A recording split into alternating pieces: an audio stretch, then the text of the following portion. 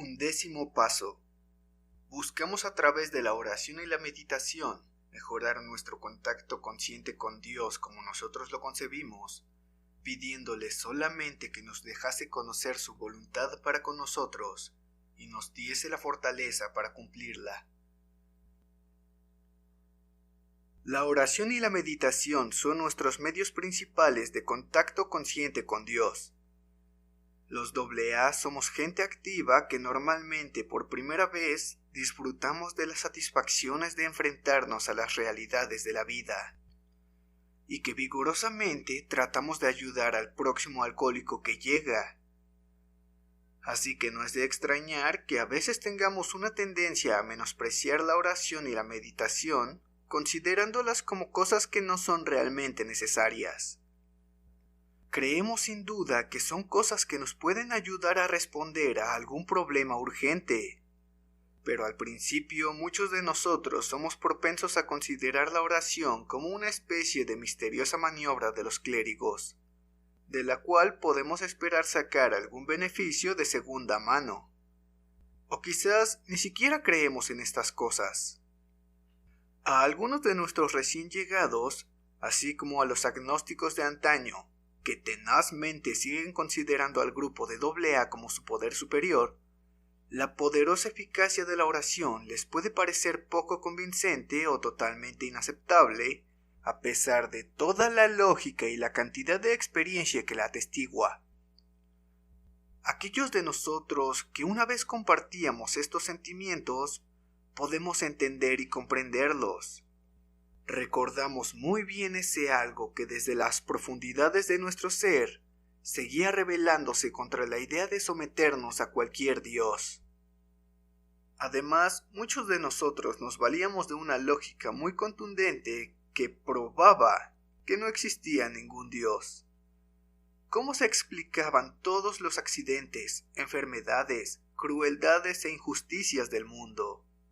¿Cómo se explicaban todas aquellas vidas infelices que eran la consecuencia directa de un nacimiento desgraciado o de las vicisitudes incontrolables de las circunstancias?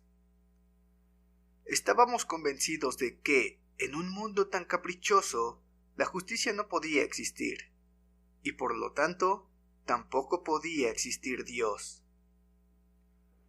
A veces recurríamos a otras tácticas. Seguro, nos decíamos, es probable que la gallina existiera antes que el huevo. Sin duda el universo tuvo alguna especie de primera causa, el dios del átomo quizá oscilando entre el frío y el calor.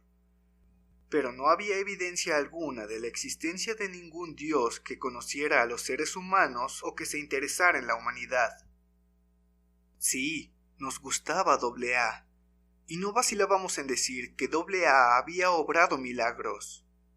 Pero nos resistíamos a probar la meditación y la oración, tan obstinadamente como el científico que se niega a hacer un experimento por temor a que sus resultados refutaran su teoría predilecta.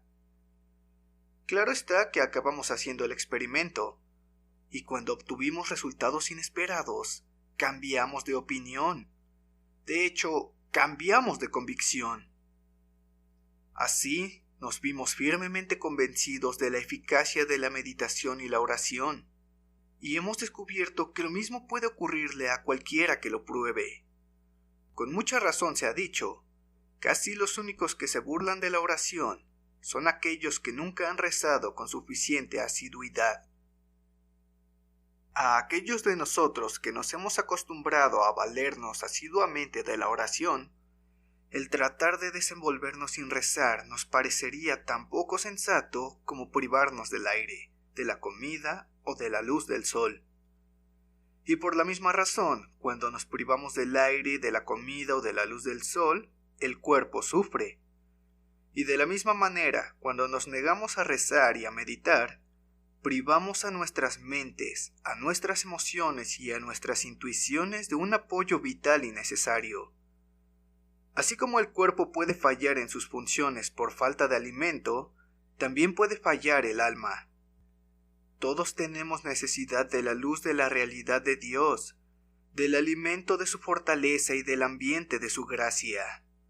Las realidades de la vida de AA confirman esta verdad eterna de una manera asombrosa.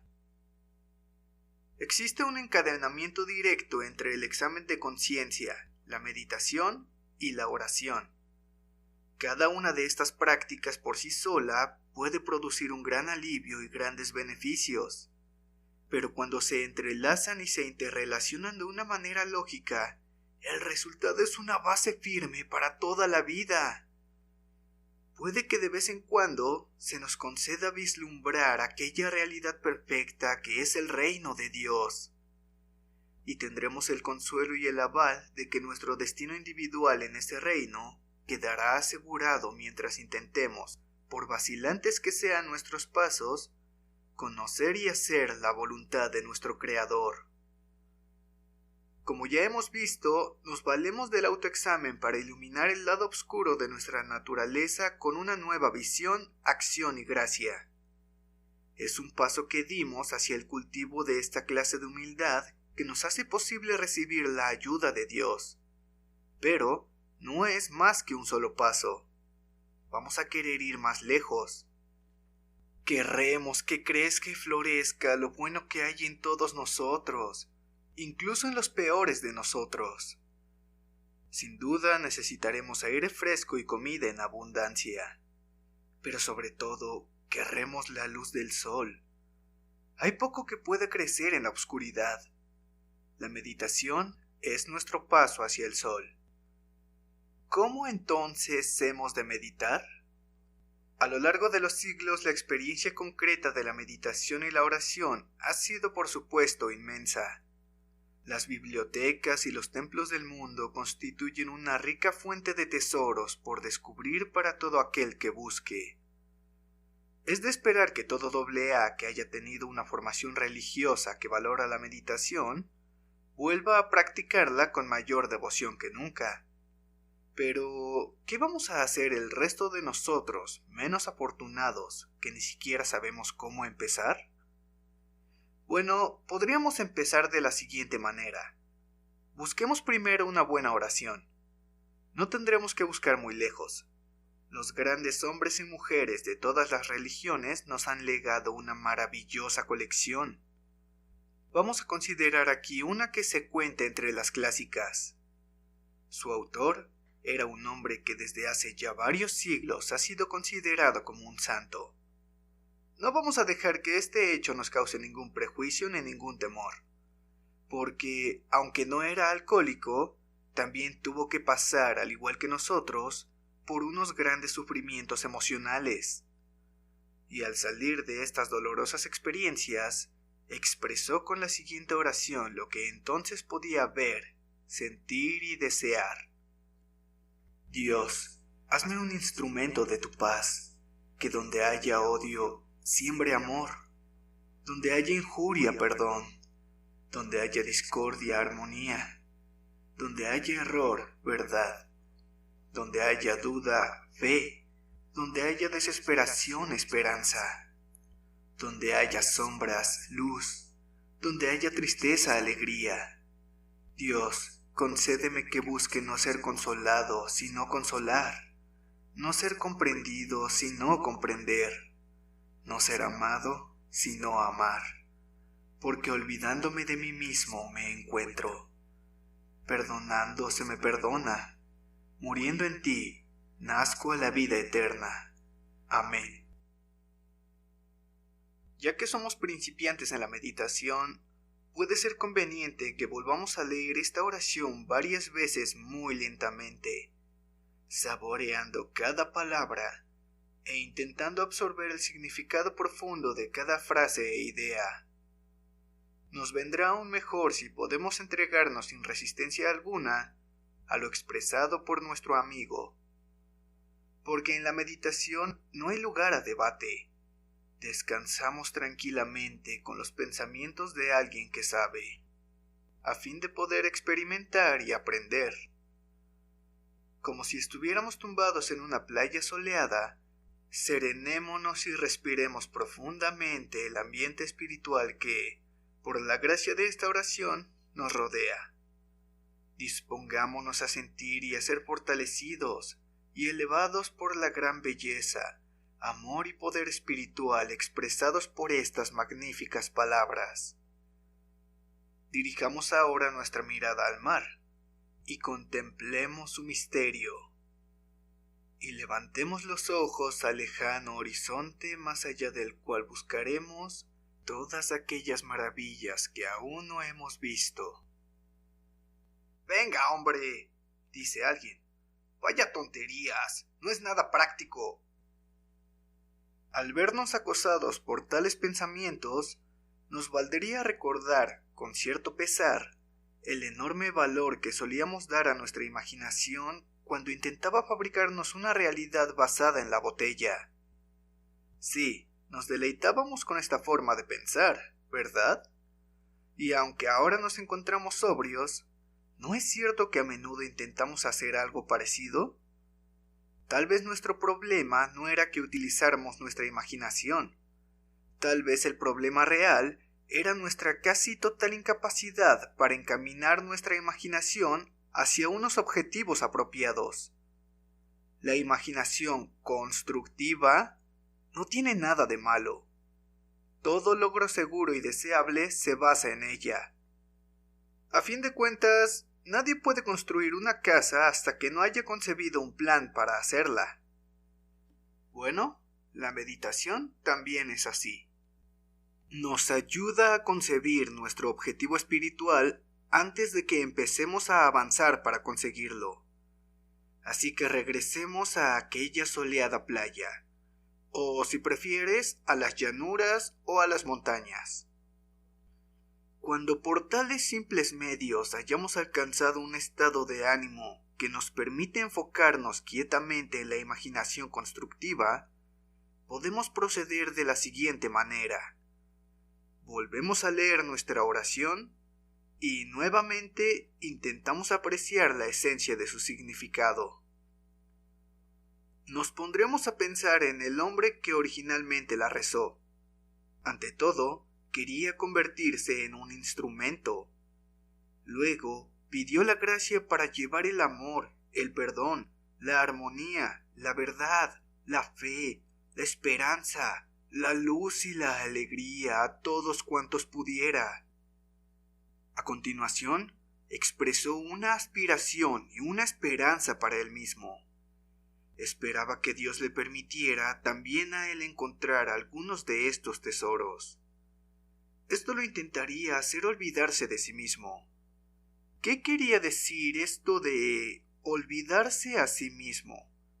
¿Y cómo se propuso realizarlo?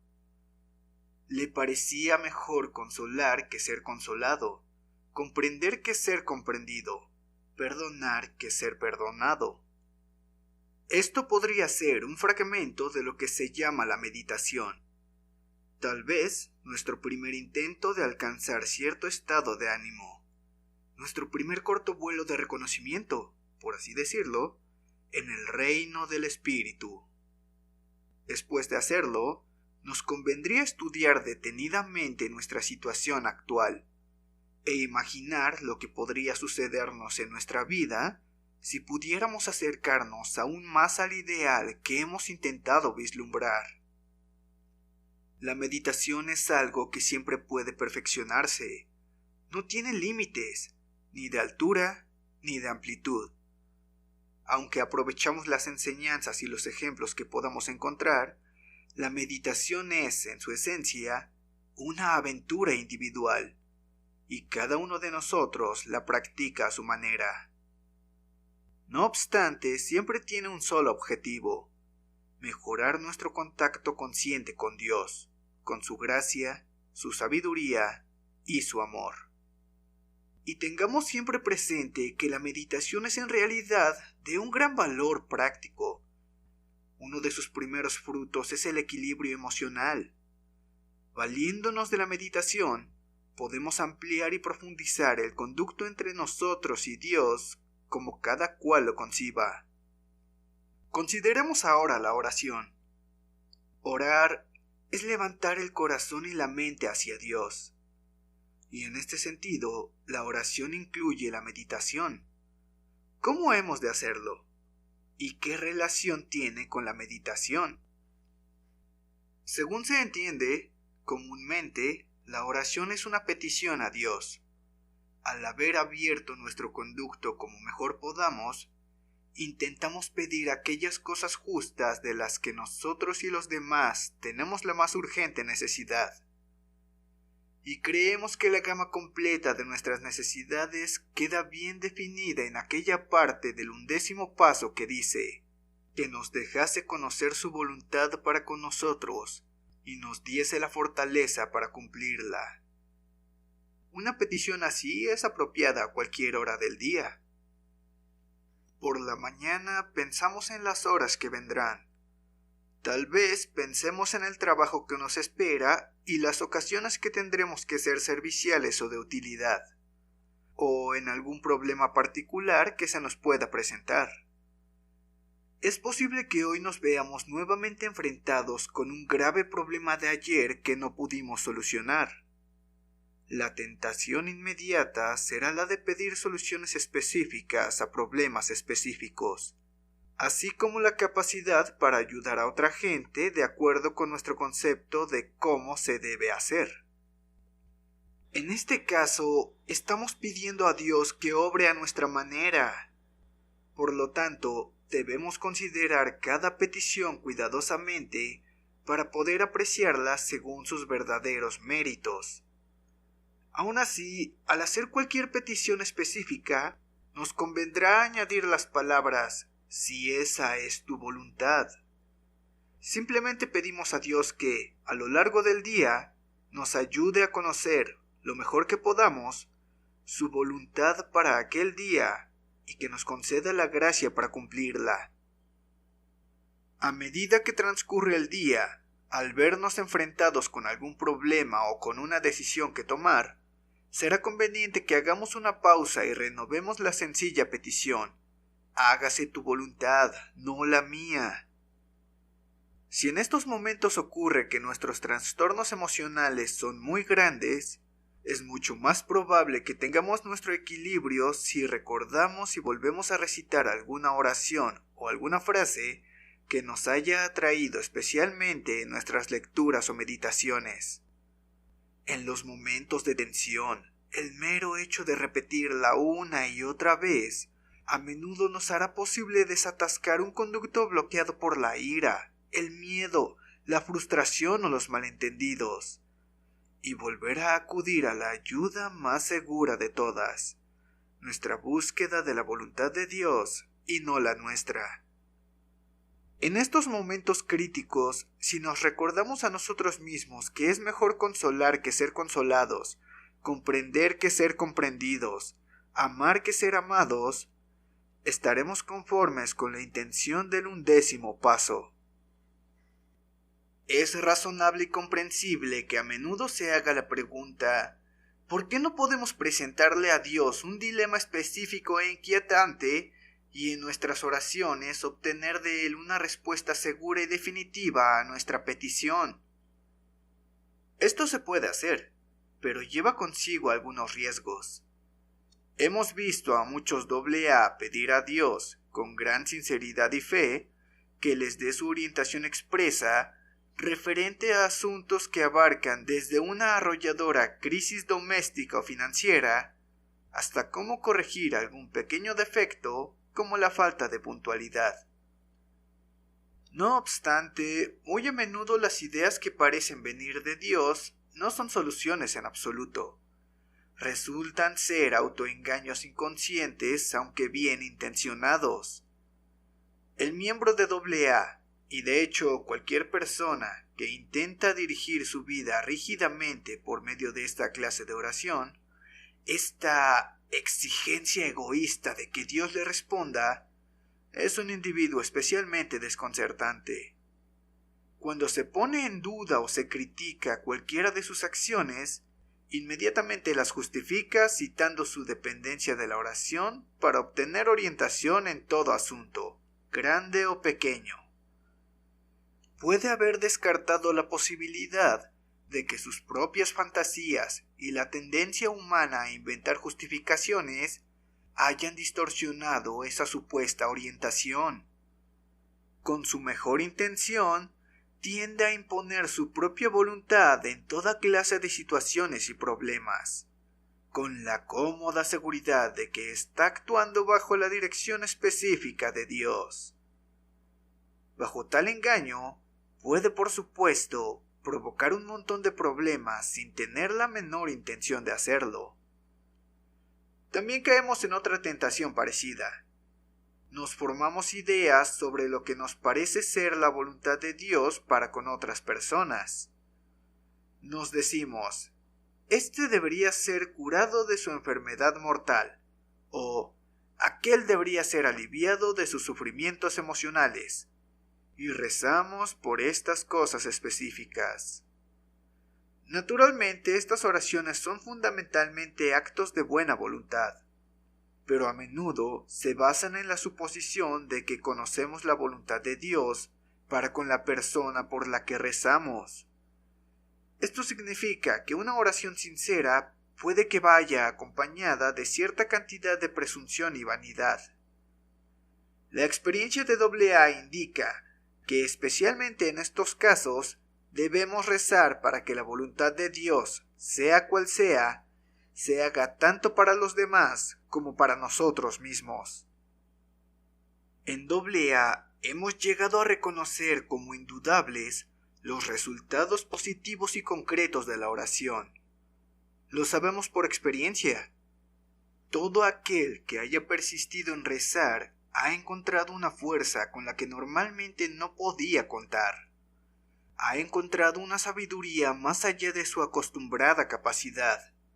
Y ha encontrado, cada vez más, una tranquilidad de espíritu que no lo abandona ante las circunstancias más difíciles.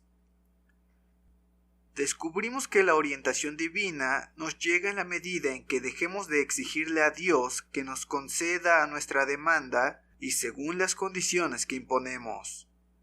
Casi todo miembro experimentado de AA te puede contar cómo ha mejorado su vida de forma asombrosa e inesperada a medida que él iba intentando mejorar su contacto consciente con Dios. También te dirá que toda época de aflicción y sufrimiento, cuando la mano de Dios le parecía pesada e incluso injusta, ha resultado ser una ocasión de aprender nuevas lecciones para la vida, de descubrir nuevas fuentes de valor y que, última e inevitablemente, le llegó la convicción de que al obrar sus milagros, los caminos de Dios sí son inescrutables. A todo aquel que se niegue a rezar, porque no cree en su eficacia o porque se siente despojado de la ayuda y la orientación de Dios, estas noticias deben serle muy alentadoras. Todos nosotros, sin excepción, pasamos por temporadas en las que solo podemos rezar mediante un inmenso esfuerzo de voluntad. Hay momentos en los que ni siquiera esto nos sirve. Nos sobrecoge una rebeldía tan corrosiva que simplemente rehusamos rezar. Cuando nos ocurren estas cosas, no debemos juzgarnos despiadadamente. Debemos simplemente reanudar la oración tan pronto como podamos, haciendo así lo que sabemos que nos va bien. Tal vez una de las recompensas más grandes de la meditación y la oración que nos sobreviene es la sensación de pertenecer. Ya no vivimos en un mundo totalmente hostil. Ya no somos personas perdidas, atemorizadas e irresolutas. En cuanto siquiera vislumbramos la voluntad de Dios, en cuanto empezamos a ver que la verdad, la justicia y el amor son las cosas reales y eternas de la vida, ya no nos sentimos tan perplejos y desconcertados por toda la aparente evidencia de lo contrario que nos rodea en nuestros asuntos puramente humanos. Sabemos que Dios nos cuida amorosamente. Sabemos que cuando acudimos a Él, todo irá bien con nosotros, aquí y en el más allá.